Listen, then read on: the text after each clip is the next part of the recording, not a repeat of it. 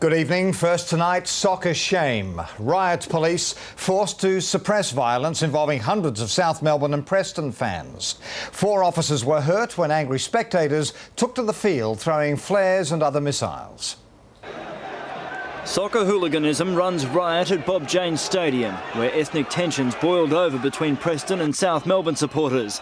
Preston won the game, but soccer was the loser as disgruntled fans broke down a fence and stormed the field. A volley of bottles and flares exchanged between the rampaging spectators. Mounted police galloped onto the field to keep them apart. With violence brewing before the game, opposing presidents took to the field and called for calm.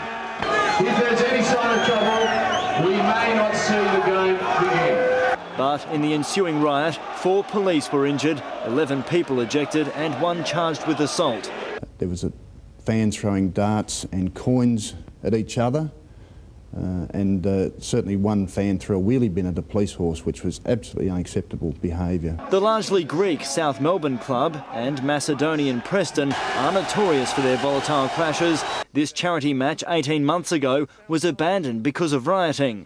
Both clubs blame a troublemaking minority. And we had 50, 60 vent their spleen, show a little bit of bile, a little bit of phlegm, and it cost the game because instead of being on the back page, we're on the front page. What else we can do? What else we can do? I mean, we had police there, everything was done legal way to be done, and hopefully this won't happen again. They're trying to identify the ringleaders who'll be banned. Police and organisers had expected trouble and took special precautions to separate the supporters in the stands, but no one expected the fracas to erupt on the field itself. It's a factor to be scrutinised for the team's next clash in July. Max Futcher, 10 News. Victorian soccer officials have announced a top-level probe into last night's incident, which may see fans banned from future games.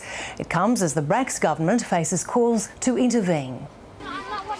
As a long-time supporter of the South Melbourne Soccer Club, it was a particularly disappointed member for Albert Park who greeted news of last night's incident.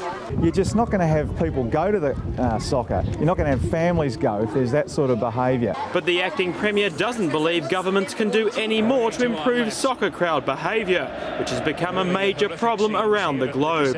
I don't think it's a matter for legislation. You can't legislate for good behaviour.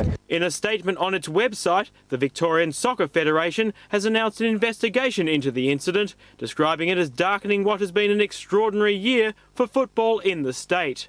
I hope the soccer authorities respond aggressively and appropriately to making sure that in future these events or these kinds of incidents don't occur. While the government has rejected the need for tougher anti-hooliganism laws, it's been urged to bring Greek and Macedonian community leaders together to work out ways of keeping crowds under control. There is no doubt that the soccer violence is a disgraceful situation.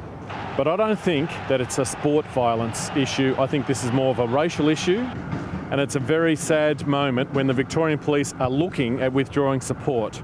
And without police backing, that could mean soccer matches without crowds. I think the best thing to do is for the club and the senior people in the club and the players to make it absolutely clear to these hoons that that sort of behaviour is not acceptable.